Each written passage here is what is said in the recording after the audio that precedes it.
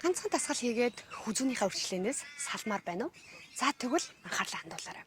За хамгийн эхлээд хүзүүний урд хэсгийн сунгалтыг маш сайн хийн. Хүзүүн дээр үүсэж байгаа хөндлөн зураасууд маань сунгалт хийснээрээ маш сайн багасж өгдөг. Энэ дасгал маань зөвхөн сунгалт болох төдийгүй булчинд нь ачаал өгөж маш гоё хурдан толиоход нь туслах бол.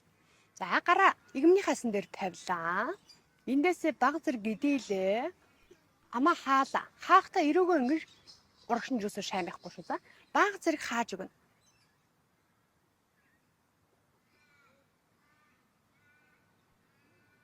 За энэ хэсэг татагдаж байгааг мэдрээрэй.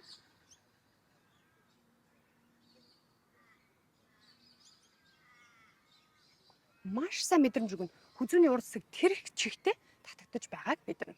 За үүний дараа хүзүүний пилатесн булчин маань хитрхийг чангарсанаас болоод бидний хүзүүний хөндлөн зураасууд илүү их тодорч ирдэг. Тэгэхээр үүнийгээс суллах массажийг заавал араас нь хийж өгнө. Хоёр талдаа ээлжлээд 20 удаа массажлаарай. Баг зэргийн тос төрөгч яагаад доороос дээшээ сайхан массажлаа. Энэ хэсэг дээр маш гоё сунгалт, амрал, тайвширлыг мэдэрнэ. За 20 удаа хийсний дараа нөгөө талдаа мөн ажиллая.